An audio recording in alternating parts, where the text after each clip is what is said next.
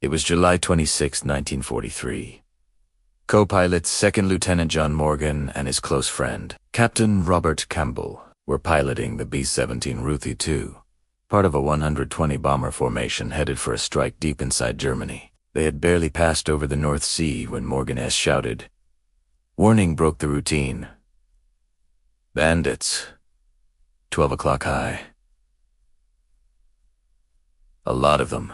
Swarming toward their position were over 150 German fighters. Engineer Staff Sergeant Tyre immediately manned the top turret, preparing for the onslaught. The enemy, a mix of FW-190s, pressed their attack directly at the flying fortress's level, an angle designed to avoid maximum firepower. 2nd Lieutenant Keith Kosk, manning the right cheek gun, was the first to fire. German shells instantly streaked toward the Ruthie II's cockpit, slamming into their position. Weaver cried out as a 20mm shell struck his left shoulder. But disaster truly struck when a single bullet found its mark, hitting Captain Campbell in the head. The FW-190s roared past the battered bomber, leaving its fuselage peppered with holes. Morgan, stunned by the gruesome sight of his slumped captain, suddenly realized the entire crew's fate rested solely on his shoulders. He firmly gripped the controls, bringing the fortress back into the box formation. Despite his catastrophic head wound,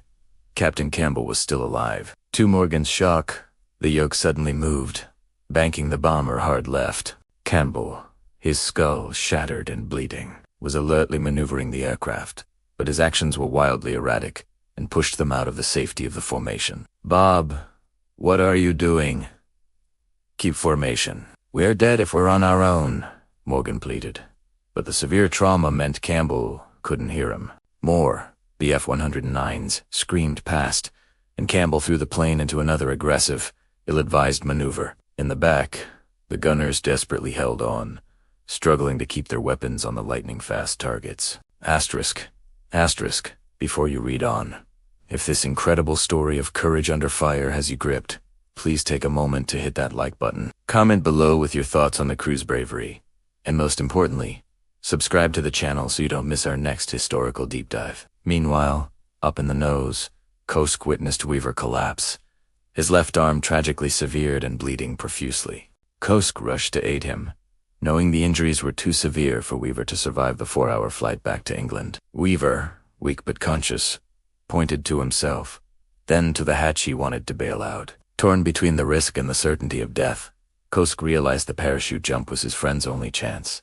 The exterior chaos continued, the sounds of machine gun fire deafening. A Bf-109 burst of shells took out the entire intercom system and, worse, punctured the oxygen supply for the rear half of the plane. In the cockpit, Morgan was still grappling with Campbell, fighting desperately to counteract his wounded captain's erratic control inputs. Realizing he had to take command, Morgan reached for Campbell to pull him away from the yoke. Campbell violently resisted, his deep, injured instinct still telling him he was fighting for his crew. They lashed out, repeatedly punching Morgan in the face and torso, even knocking out a tooth. Enduring the blows, Morgan seized a moment when Campbell stopped moving the controls and managed to wrestle the yoke, pushing the aircraft back toward the formation. Kosk quickly finished securing a parachute on the fading Weaver, after a terrifying moment when Weaver accidentally deployed the chute inside the plane. Kosk frantically repacked it and pushed his friend out of the hatch, praying for his survival over the German city below. Simultaneously, the gunners in the rear, unaware their oxygen was gone, began to suffer the effects of hypoxia. Their vision blurred, their balance waned, and one by one, everyone behind the bomb bay, except the ball turret gunner, collapsed into unconsciousness. The Germans emptied their last rounds and broke off. In the cockpit, Morgan, bloody and bruised, finally managed to overpower the weakened Campbell, pinning him down as he wrestled the B-17 straight and level back into formation. Black puffs of flak erupted ahead. They were over the target. Despite the continuing struggle with Campbell and the renewed fighter attack, the bombardier, without an intercom signal, managed to line up and release the bombs. Bombs away. Unbelievably, the mission objective was achieved. The Germans eventually turned away, out of ammunition. Morgan, seeing no sign of life in the rear, considered bailing but refused to abandon Campbell. Eventually, the sight of the English Channel appeared. They had made it. Kosk, checking on the pilots, was horrified by the blood-drenched flight deck. To land the plane, Morgan had to be in the pilot's seat.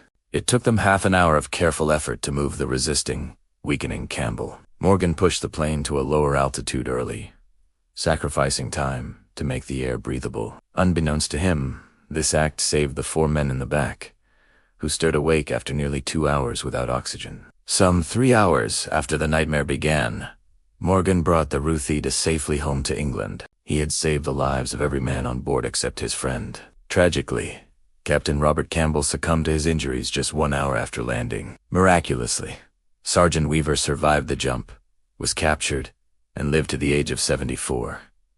For his unbelievable composure, perseverance, and unwavering determination, Second Lieutenant John Morgan was awarded the Medal of Honor. This is one of the most incredible stories of courage in World War II.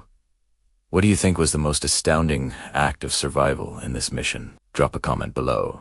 Give this video a huge thumbs up to honor the crew of the Ruthie II, and make sure you're subscribed for more unbelievable true stories.